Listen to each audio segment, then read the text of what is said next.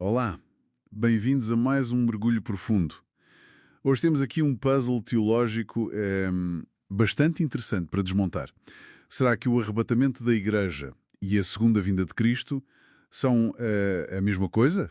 Ou são eventos distintos? Olá, pois é uma questão central em muita discussão escatológica. As nossas fontes hoje, principalmente o livro Arrebatamento, de António Fábio Barros, e ele também cita Paul Binware, argumentam que são de facto dois momentos separados.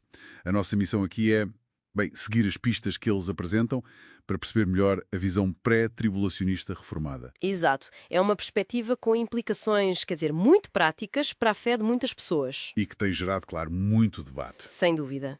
O material que temos foca-se muito em diferenciar dois termos gregos-chave, arpazo e parousia. A tese central, é que não só são diferentes, como não acontecem ao mesmo tempo. Ok, então vamos lá desembrulhar isso. Primeira peça. Arpazo. O que é que significa concretamente neste contexto? Bem, arpaz é a palavra grega que normalmente traduzimos por arrebatamento ou rapto.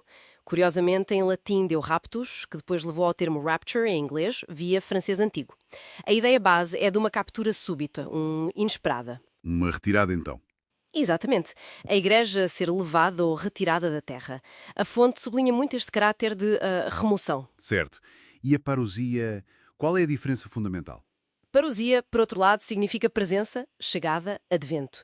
E está ligada, segundo esta interpretação que estamos a analisar, à segunda vinda de Cristo. Mas atenção, a vinda visível, pública, gloriosa, para o juízo. Uhum. Confundir as duas, o arpazo a retirada, com a parousia a vinda em glória, é visto aqui como um erro fundamental de outras escolas de pensamento, tipo o pós-tribulacionismo. Percebido.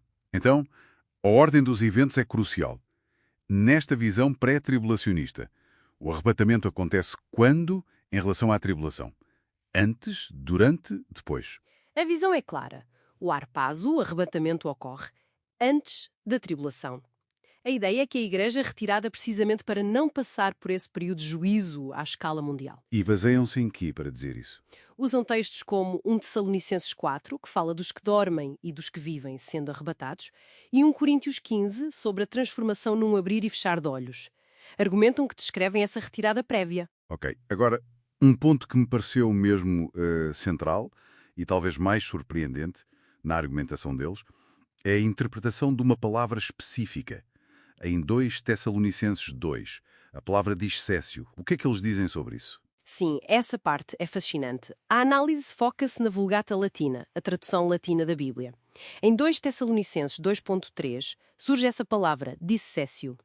E o argumento aqui é que, neste contexto específico, não significa apostasia, quer dizer, um afastamento da fé. Que é como muitas vezes se traduz, certo? Exato. Noutros sítios, como 1 Timóteo 4, usa-se para descrever o abandono da fé discendente é fide. Mas aqui argumentam que significa partida física, a partida da igreja no arrebatamento. Uau! Isso é uma reinterpretação com consequências enormes para a cronologia. Qual é a implicação direta? A implicação é gigante, sim. Nesta leitura, a presença da Igreja na Terra funciona como aquilo que detém ou que restringe a manifestação plena do ínico. O anticristo, basicamente? Essa figura de oposição a Deus, sim, muitas vezes associada ao anticristo. Portanto, a partida, a dissesso da Igreja, é o evento que permite que essa figura seja então revelada abertamente. Então a partida da Igreja é o gatilho para a revelação do ínico. Faz sentido dentro dessa lógica. É essa a ideia apresentada, sim. Mas espera aí, como é que encaixo nisto passagens como Mateus 24? Aquela parte do um será levado e outro deixado. Isso não soa também a arrebatamento? Boa pergunta. Sim, a fonte interpreta Mateus 24, versículos 40 a 44, como uma referência direta ao arpazo. As palavras gregas-chave aqui são paralambano, tomar para si, e afiemi, deixar para trás. Ok. E a nem a hora. Isto reforça a ideia de um evento iminente, sem aviso prévio, que é distinto dos sinais cósmicos e das tribulações descritas noutras partes do mesmo capítulo. Então os sinais de Mateus 24. Argumenta-se que esses sinais pertencem à parousia, à segunda vinda visível, e não ao arrapazo, que seria sem sinais. Portanto, o arrebatamento, nesta perspectiva, não tem sinais específicos que o anunciem. É a qualquer momento. Precisamente. É apresentado como um evento sem sinais predecessores, distinto da segunda vinda, que será precedida por sinais claros e visíveis por todos.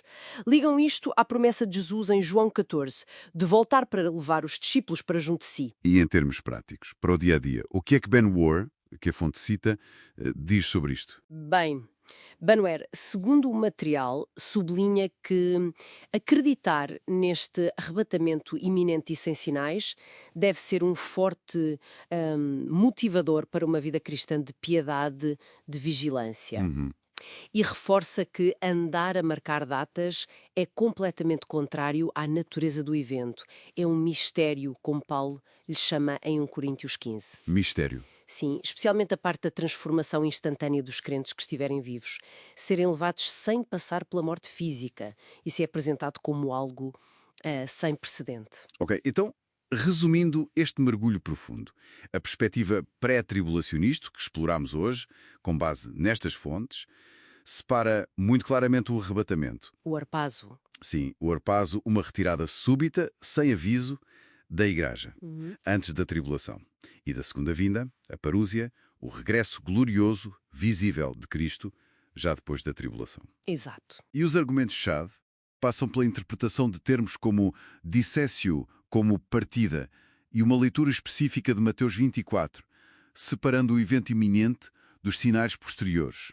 Exatamente essa a linha de argumentação. A ideia central é essa retirada iminente e, de certa forma, misteriosa da Igreja.